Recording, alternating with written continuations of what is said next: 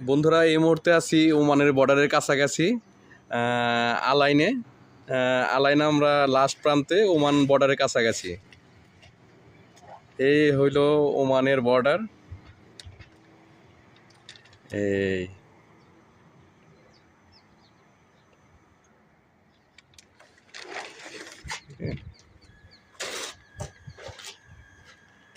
কেমন দেখা যাচ্ছে বুঝতে পারতেছি না, আশা করি বোঝা যাবে আর কি।